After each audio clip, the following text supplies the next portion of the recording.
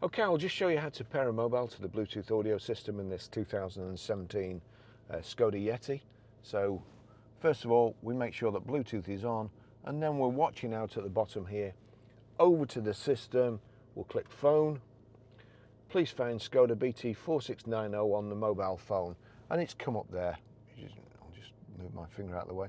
So I'll click SKODA BT4690, Bluetooth pairing request, pair.